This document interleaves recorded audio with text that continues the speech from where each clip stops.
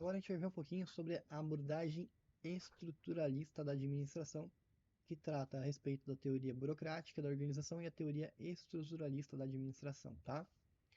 Então a teoria burocrática, ela fala especificamente do modelo burocrático da organização, né? Então, só para a gente relembrar, resgatar um pouquinho da história, né?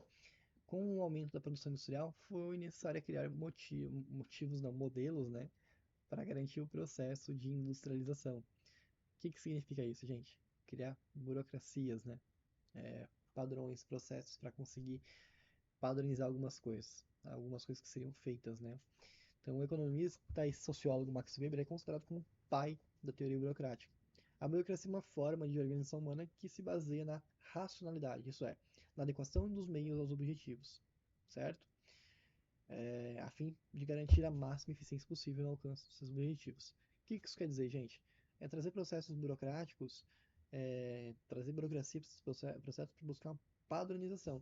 Então a gente sempre fala hoje como se a burocracia fosse algo extremamente ruim. Não é extremamente ruim. A burocracia em excesso, ela pode se tornar negativa, né? Ela pode se tornar algo muito ruim, seja para uma empresa, seja para uma organização, seja para um país ou afim, né? Até a gente traz a frasinha aqui embaixo, né? Adivinha qual que é um dos países mais burocráticos do mundo, certo? Então, a teoria da burocracia surgiu em meados dos anos 40, e na Idade Média, a burocracia era uma coisa boa. Ela auxiliava na organização das atividades, melhorando e facilitando as atividades cotidianas, ou seja, você trazia uma padronização. Para você fazer algo, você precisaria seguir um processo, né? Então, ele dizia que era importante documentar para minimizar erros, então racionalidade, igualdade, tratamento de todos os casos e situações. E a morosidade, a demora, muitas vezes ela complica a compreensão da informação. Ou por ser difícil de acesso, surge o nome burocracia, tá?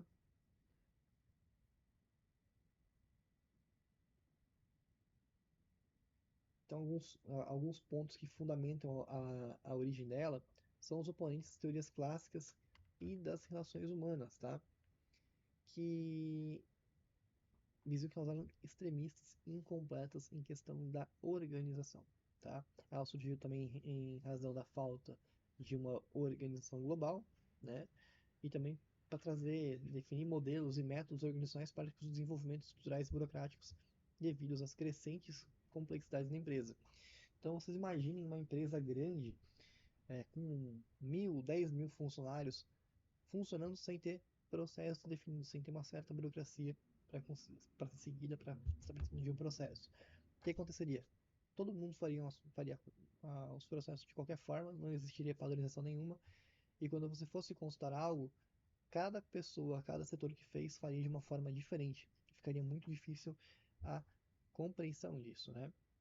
Então a burocracia está baseada em caráter legado às normas, caráter formal das comunicações, divisão do trabalho, né, dividir o trabalho da maneira correta, impessoalidade no relacionamento, hierarquização da autoridade, rotinas e procedimentos, competência técnica e mérito, especialização na administração, profissionalização, previsibilidade do funcionamento.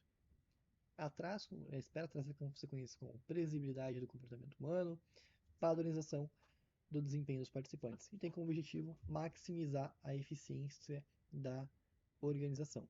Ela ainda traz algumas vantagens e desvantagens, né? Então a gente fala de vantagem com maior eficiência, um atendimento padronizado, divisão do trabalho, impessoalidade no relacionamento, hierarquização das autoridades, regras e procedimentos, mérito, especialização na administração e previsibilidade do funcionamento. Então, tudo que a gente vê aqui de benefício vem através da burocracia. Mas, claro, a gente comentou, ela tem algumas desvantagens. Entre elas, a ineficiência, que vai ser causada pelo excesso de burocracia, quando você perde muito tempo preenchendo um processo, ao invés de estar produzindo. Então, ela aumenta a eficiência com a padronização, mas ela perde eficiência quando existe processo grande demais para fazer essa padronização. Ela também tem um excesso de formalismo, muitas vezes, né? Excesso de documentos também pode causar toda essa ineficiência. Um problema dela também é a despersonalização do relacionamento. Então, quando você fala de um processo de vendas, de comunicação, que você precisa de criatividade, muitas vezes para colher melhores frutos ou frutos diversificados, né?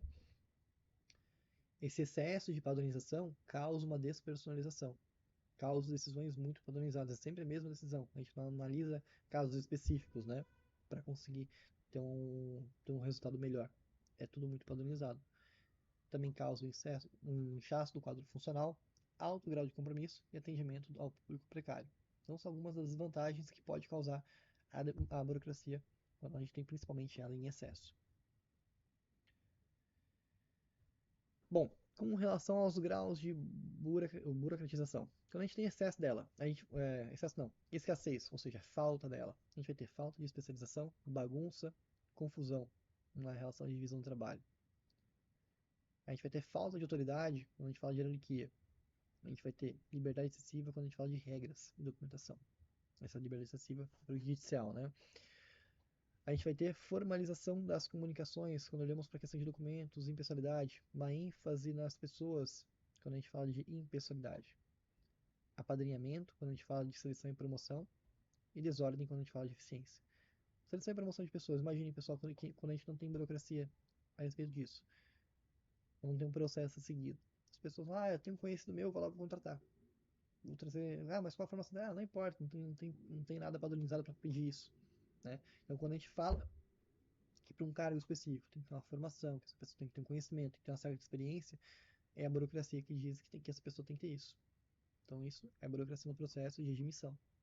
Quando a gente não tem isso, a gente vai ter o famoso apadrinhamento. Como a gente vê no Brasil aí, muitas vezes, né? Burocracia quando é interessante em alguns casos para eles e sem burocracia quando é para outros, né? Os famosos pontos importantes, principalmente quando a gente olha em alguns cenários políticos, né? Agora, quando a gente tem excesso de burocracia, na divisão do trabalho, a gente vai ter uma super especialização, responsabilidade.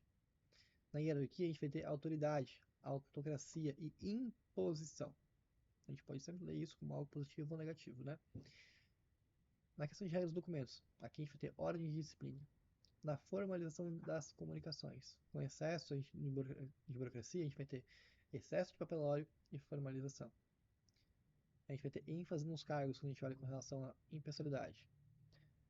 E quando a gente fala de seleção e promoção, a gente vai ter um excesso de exigências. Então, quando a gente exige demais, também muitas vezes pode ficar difícil de fazer uma admissão, né? E com relação à eficiência, a gente vai ver rigidez. Então, qual que é o ideal? Não existe um ponto que a gente vai falar, não, esse é o correto. Sempre tem aquela palavra, depende, né? É um clássico aí da,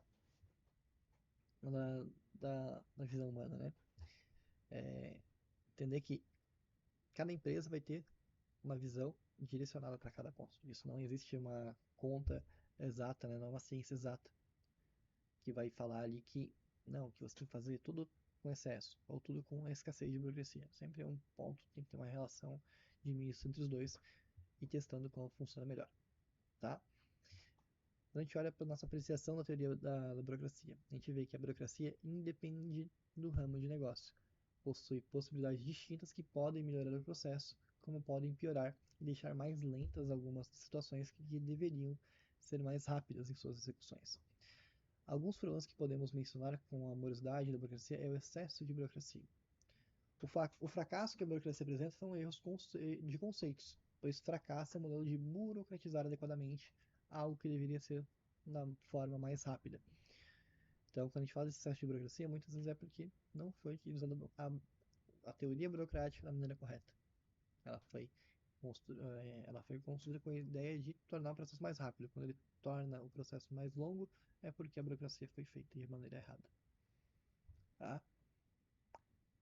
Posteriormente, a gente tem a teoria estruturalista da administração, que traz essas origens, né? Que tenta, de todas as reunir todas as teorias anteriores, né? Buscando o entendimento entre a teoria clássica das relações humanas, tanto do resultado de relações de recompensas materiais e sociais, né? Então, quando a gente olha de recompensas materiais, a gente olha para a teoria clássica, sociais para as humanas. Ela foi criada pelo sociólogo Amitai Etzioni, né?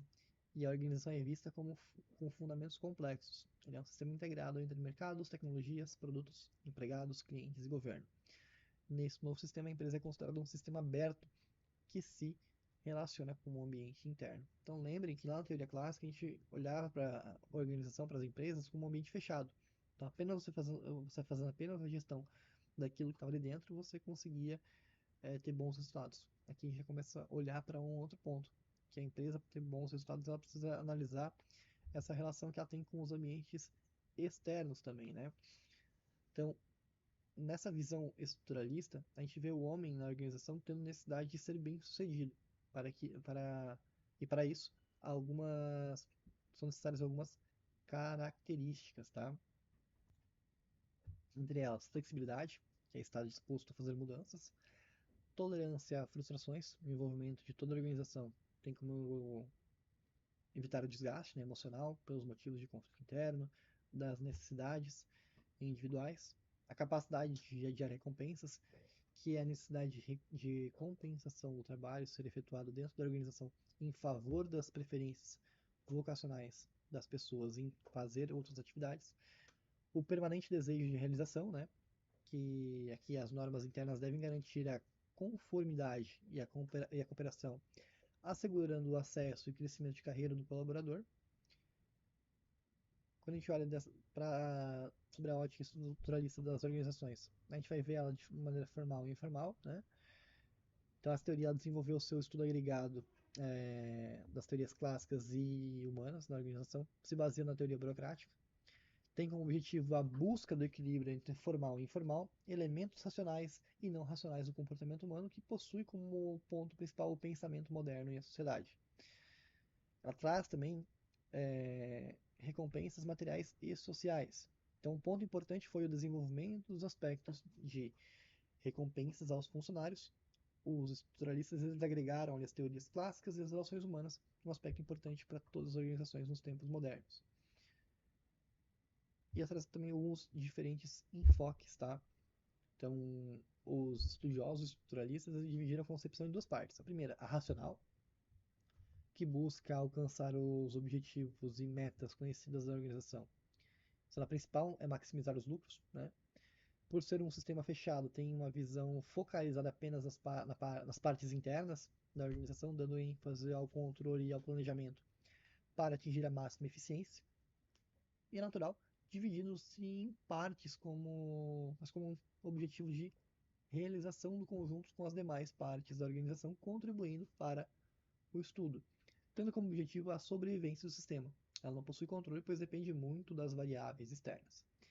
Seu sistema é considerado aberto, as empresas podem ser orientadas como dois sistemas, mas que são opostos entre si, pois depende do modelo em que a organização está focada, mas que é necessária a presença das duas concepções. Então tem alguns níveis, né? Ela trabalha no primeiro nível institucional, diretores e decisões estratégicas. O segundo nível, gerencial, gerentes e chefes planos. E terceiro nível, que é o técnico, supervisores e executores operacionais, tá?